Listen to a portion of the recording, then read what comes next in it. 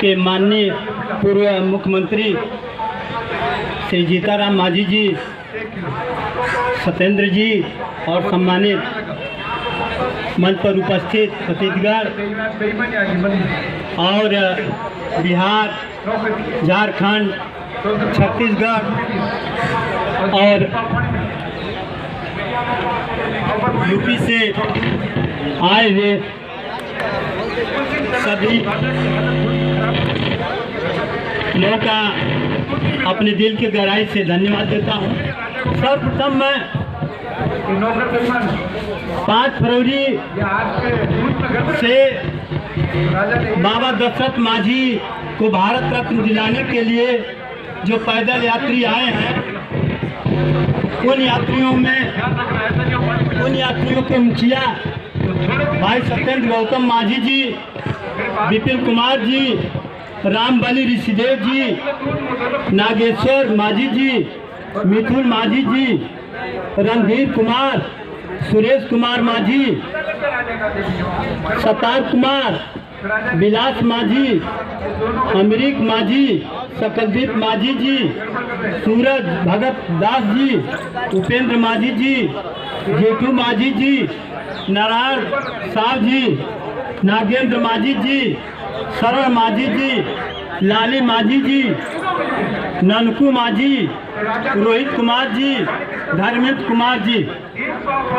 इन पैदल यात्रियों को मैं अपने दिल की गहराई से बहुत बहुत धन्यवाद देता हूँ। दोस्तों, ये लोग दिन रात चल करके यहाँ पहुँचे हैं बाबा दशरथ मांझी को भारत रत्न दिलाने के लिए। इनके लिए हम सभी लोग एक बार जोरदार से ताली बजाकर इनका स्वागत करें।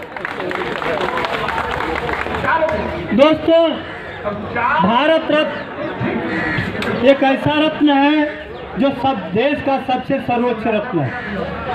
हम तो यही कहते हैं कि जब भारत रत्न विदेश को दिया जा सकता है, विदेशी नागरिक को दिया जा सकता है, तो एक इंडियन दलित जो कर्मयोगी है, मेहनती पुरुष है, जो दूसरों के लिए अपना जीवन प्रदान कर दिया, उसके लिए क्या भारत रत्न नहीं दिया जा सकता? जरूर दिया जा सकता है। इसके लिए दशरथ मांझी ने 22 साल पहाड़ को तोड़ करके एक रास्ता बनाए।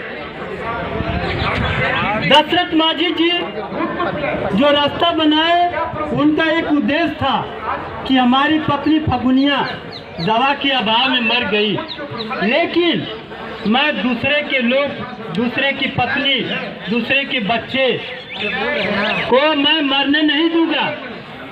और इस जिद से उन्होंने लगातार 22 वर्ष तक कड़ी मेहनत करके, भूखे प्यासे रह करके एक रास्ता बनाए।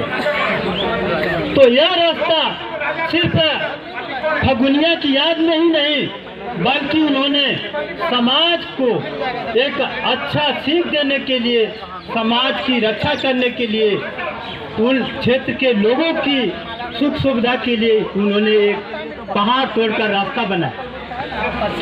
इसके लिए भारत रत्न से सम्मान सरकार को करना चाहिए, क्योंकि दशरथ मांझी ने कहते हैं कि हमें कि ईश्वर के भरोसे नहीं बैठना चाहिए, क्या मालूम है ईश्वर हमारे भरोसे बैठा हो।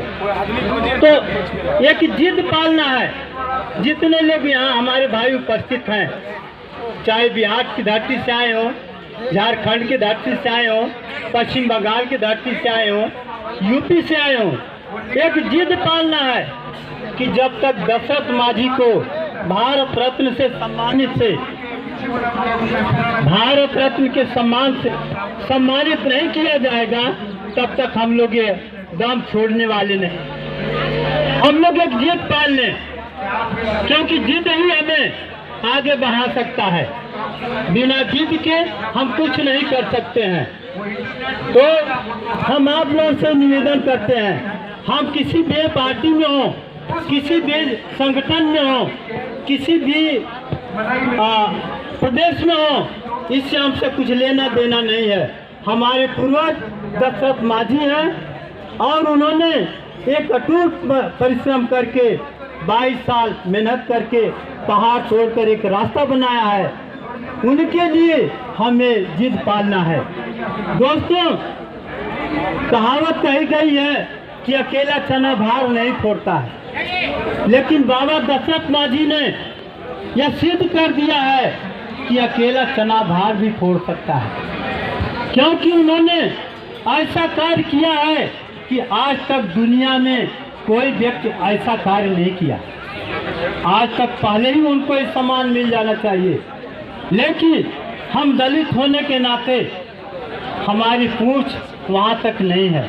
आज हम लोग देखते हैं जो लिस्ट भारत रत्न की है, उसमें ऐसे लोगों की है जिसके बारे में हम भारत रत्न से सम्मानित व्यक्ति की हम निंदा नहीं कर सकते हैं, लेकिन उसमें भी एक पक्षपात हो रहा है, क्योंकि हमें दलित वर्ग होने के नाते हम अभी भारत रत्न से बहुत पीछे हैं।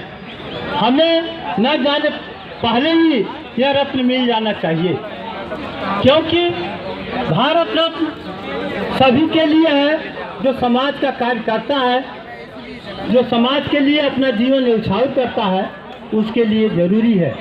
तो बाबा साहब ने अपना परिवार छोड़ा, अपना गांव छोड़ा, अपनी पत्नी छोड़े, अपने बच्चे छोड़े, सब कुछ छोड़ करके भूखे प्यासे घास खा करके, झील का पानी पी करके, लगातार एक छीनी और एक हथौड़ी से रास्ता बना करके जो 56 किलोमीटर की रास्ता है, उसको जो है 13 किलोमीटर में किए। ये बहुत ही महान कार्य है। मैं पुनः आप लोगों से करबद्ध प्रार्थना करता हूँ कि मेरे प्रिय भाई बहनों, चाहे आप किसी प्रदेश के हों, किसी भी संगठन के हों, किसी भी पार्टी के हों, आप एक जिद पाल कर जाइए कि जब से बाबा दशरथ मांझी को भारत रत्न से सम्मानित नहीं किया जाता है, तब से हम लोग दम छोड़ने वाले नहीं हैं। इन्हीं शब्दों के साथ मैं अपनी वाणी को विराम करता हूँ।